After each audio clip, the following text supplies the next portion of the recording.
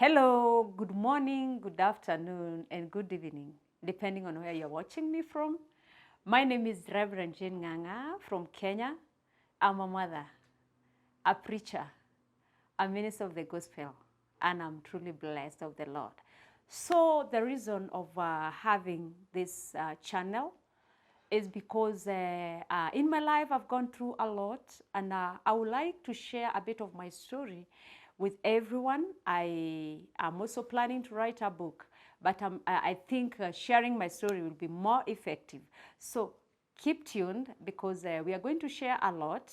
I'm also going to share some topics, some preachings, and through those preachings, that's where I'll put my story. And so I would like you to follow me and make sure you tune in. So Reverend Jane is a mother, as I said earlier. I have two amazing young adults. I have a son called Baraka.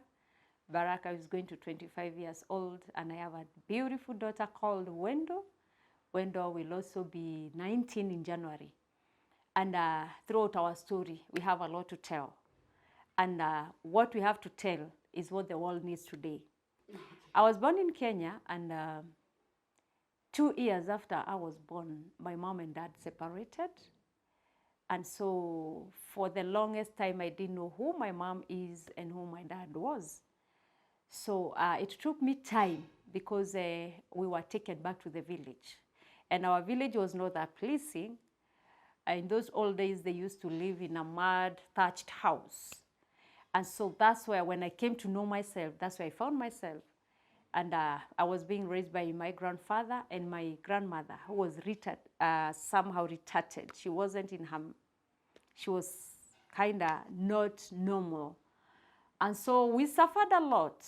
And as I said earlier, I know sharing my story will be a blessing to those who are watching.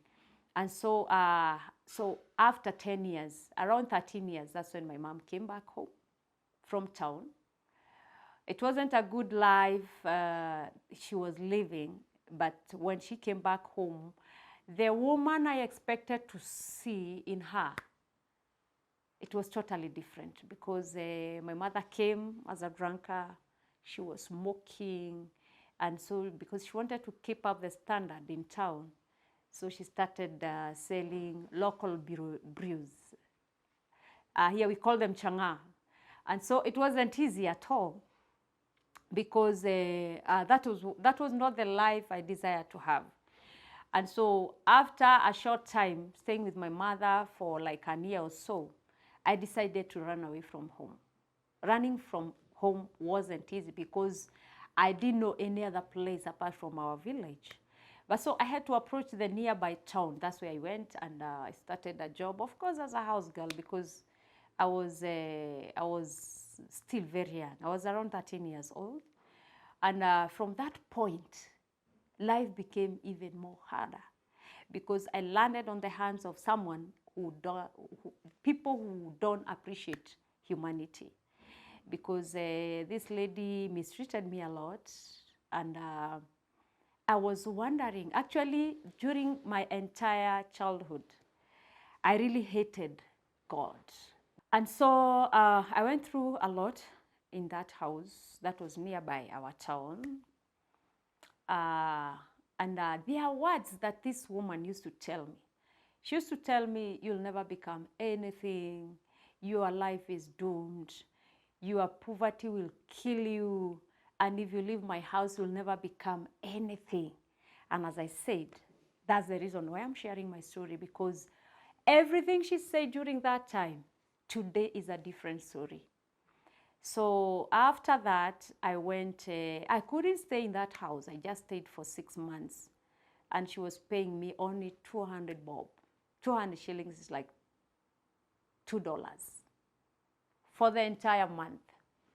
And the work I was doing in that house was terrible because I was doing literally everything. She had small kids, 4 kids, but the difference was like the 1 year difference. So it wasn't easy for me because I was still a child. And after that, I went back home, but life was still the same. What I ran from was still the same. So I had to go back home. And after a few days, I had again to run away from home. I went back to the same town, but this time I had decided I'm not going to settle for less. And I met this lady, a very nice lady called Mama Koi. Mama Koi now lives in the US. And she told me, you know what? She started speaking different from what I was hearing from my first employer. So, and she gave me a life. She gave me a new lease of life. She loved me like her own. She loved me like her own sister. And that's when I started seeing God in a different way, because she was making sure that I'm well dressed, my hair is made, and she was just like a big sister to me. And guess what? From 200 bob, she was paying me 1,500 per month. That was like 1.5 million to me. That was quite a lot. I remember the first house, anytime I'm having they are paying my salary, my mom was there. And she used to take away the whole 200.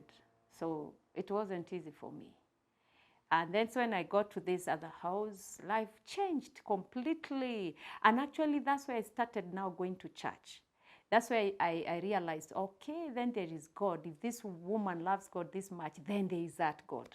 And so from that point, unfortunately, 1 year down the line, I think that's when they got a green card. I didn't understand those things those days, but they relocated to overseas. And again, I went back to the same home. It wasn't easy at all, because now my mother was not still saved. Today she's a saved. She's saved. She loves God with passion. But that time when I was going back home for the second time, she was still on it. You know what? Selling changa, drinking and all that. So I had to run away again. I couldn't stand that life at all. I knew inside me, I knew I have a future, but I couldn't tell how it will ever happen. So, but this time I had money, so I approached one of the friends, one of the girls that we were in school together. And I left her, I dropped at class 7, so I didn't finish class 8. So this time I approached her and I told her, you told me that you have relatives in Nairobi. Why can't we go there? I'll pay you your bus fare. And that's what she did. We came to Nairobi, and this time I was well informed. So, and of course in Mama Koi's house, I was eating well, I was dressing well. I knew myself. So getting a job again wasn't easy, because now I'm a transformed person. I look good.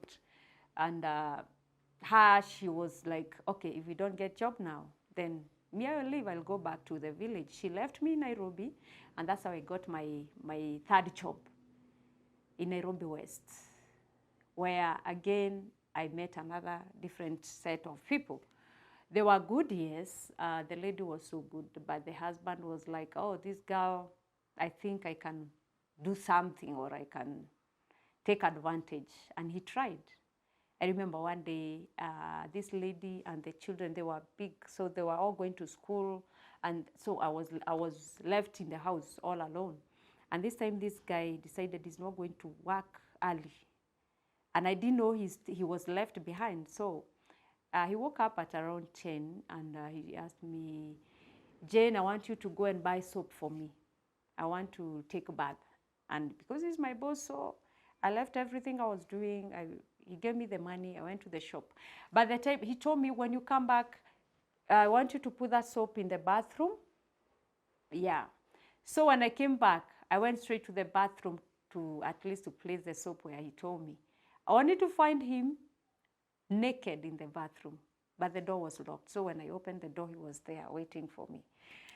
It wasn't easy. I had to drop that soap and I ran out of the house. That's how I lost my third job. But I met this lady, now my fourth house.